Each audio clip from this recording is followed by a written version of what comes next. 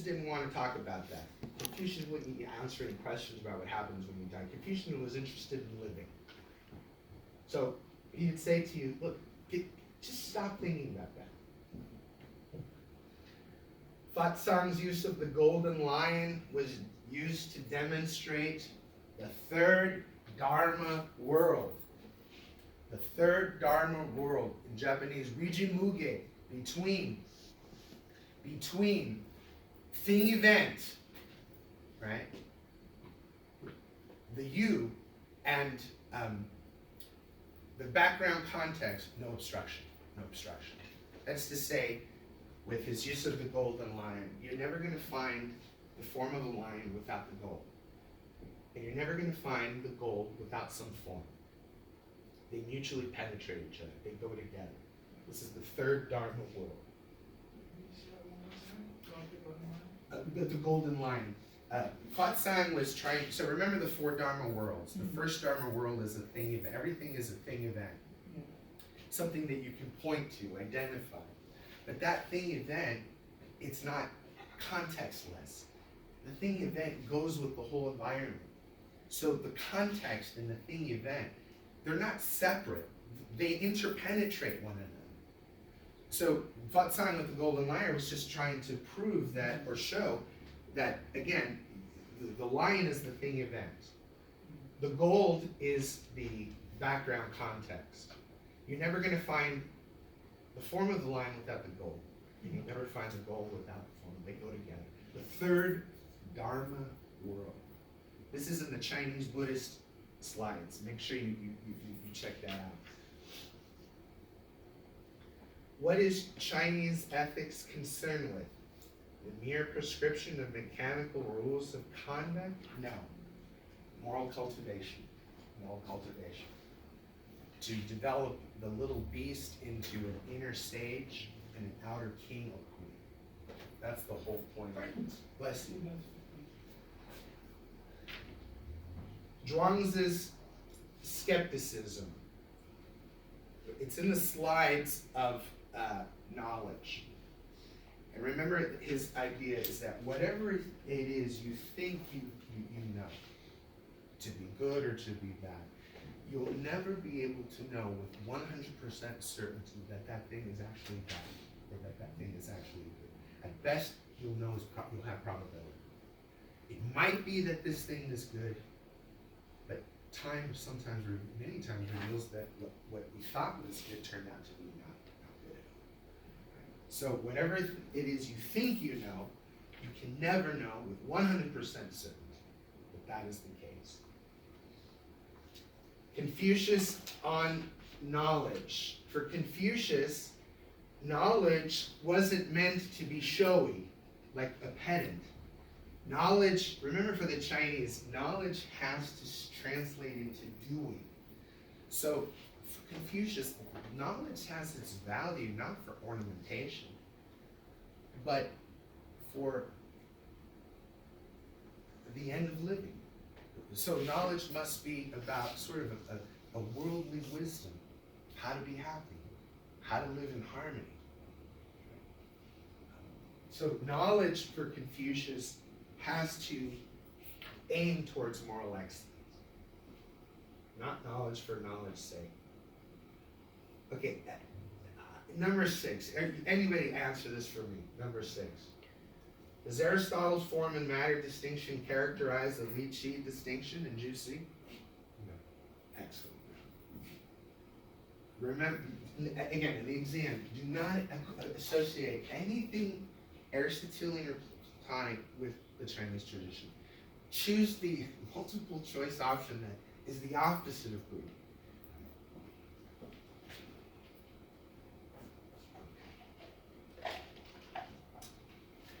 The cyclical movement of the 5 energies or elements is called what? What? You don't have to remember the Chinese, the Shang Shang. It's the mutual, it signifies that everything mutually arises in the world. That there isn't a governor that stands behind the world. That the world simply is, right? The world simply is interconnected, mutually arising. Look for that phrase, mutually arising. So is that the answer to number 7? That is the answer. Because if you look at the 5 energies, you'll see that it begins with water and it ends with water. So you can see that it's cyclical. The process is cyclical. So what that suggests is mutual arising. That's the answer for number 7. Number 8, why is the world for the Chinese said to be Jutsan? Jutsan means of itself so. So for the Chinese, nature creates itself, as suggested by the movement, the cyclical movement of the 5 elements. The world for the Chinese, nature creates itself. It doesn't have a governor behind it. It's a situational creativity, form of situational creativity. The meaning of Tao, well, I would say the Chinese term Xuan, which means mystery. You cannot pinpoint what Tao really is. All you can say is that it is the mystery of all mysteries. It's the origin of heaven and earth. That's what you can say.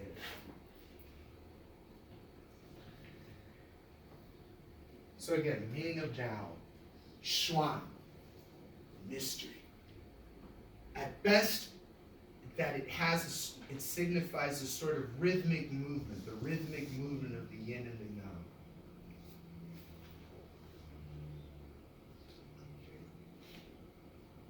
Do the Chinese, anybody, Nikita, number 10, what do you think?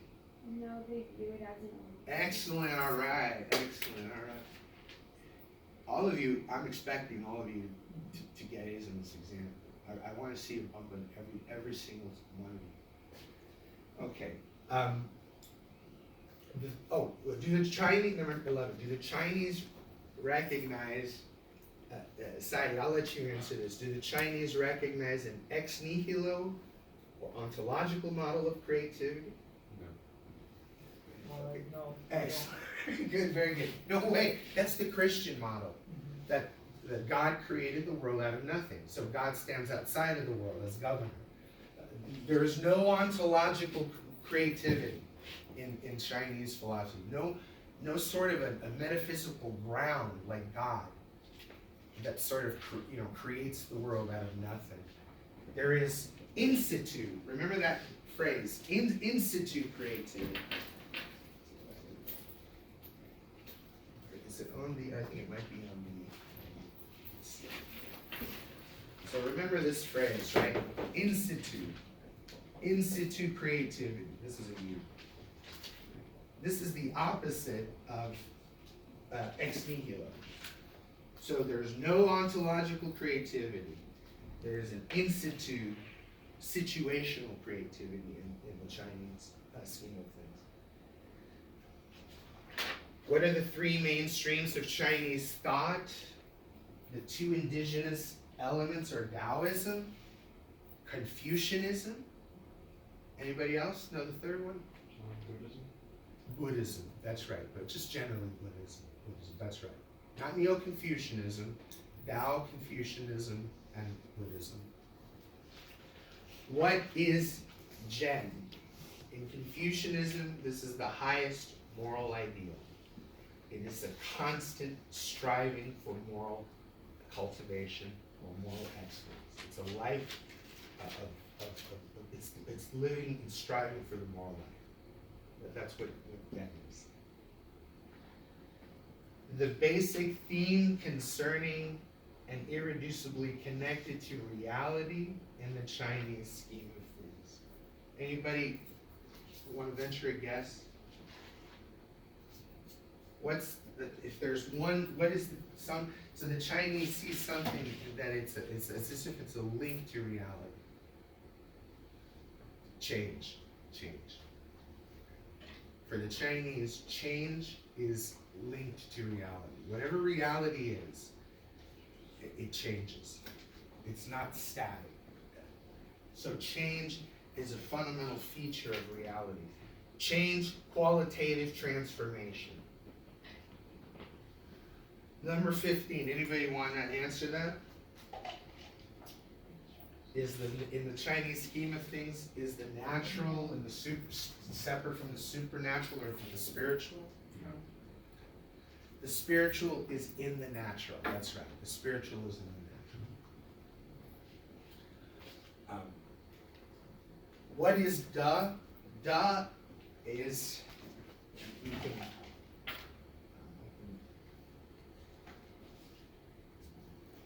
so Da is, it is this, it's a disposition towards excellence.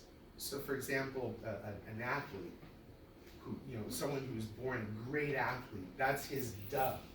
It's a sort of a tendency that if he pursues it will lead to human flourishing. So if your passion is music, you commit your life to music, that will lead to your life flourishing, growing. That's your Da. That's the thing it's like your Dharma.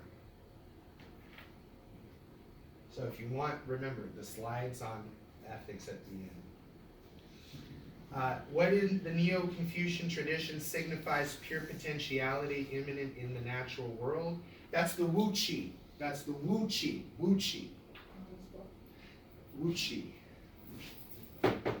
Wu Qi. That's the pure potentiality that precedes the Tai Chi. Think of the keys on the piano or the guitar without anybody putting their fingers on a chord, striking a chord.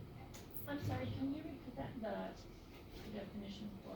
Wu Qi is the pure potentiality that is immediately prior to the imposition of form or order. So take a guitar, before you put your fingers on the chord, it's just pure potential music, pure potential sound. As soon as you put your fingers on, that's Tai Chi. That's living, order, form, beauty, harmony. Right? So, okay. Number 18 is Li. Li is the ritual propriety. So Li is indispensable. In order, if you want to attain social harmony, you have to follow rules of ritual propriety. The Zhuangzi calls the mirror mind is Wu Wei. Wu Wei. Wu Wei. That's the meditative mirror mind. Wu Wei.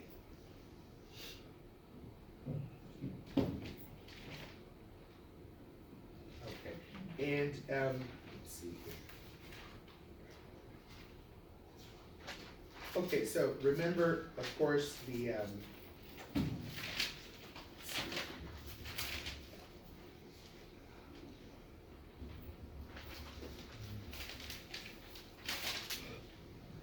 okay, so remember, I'm trying to find the page where that is. Let's see. Sometimes Jens calls for a rigid adherence to Li, but for a certain spontaneity consistent with benevolence. That's Yi. That's Yi. The answer to that is Yi. That's 20. Number 21, the yin and the yang. The yin and the yang. And remember the distinction, this is on page 71, the distinction between Yu and Wu. So, Yu represents that which is pointed to, specified. Wu represents that which is in the background, not articulate. The Confucians view the self as a social self. It's just a social self. A social self. It's yourself is an I, me dialectic, or an I, you dialectic. So the social self. Number 24, the anatman, the no mind. That's the nature of the true self, the no mind. Okay, so I wish you the best of luck for the exam. I'm expecting great results. In the meantime, if if you want to send me an email, I encourage you, please, to do that. If there's something you're still not clear on the study guide, please let me know. I thank you, everyone, for your presence today.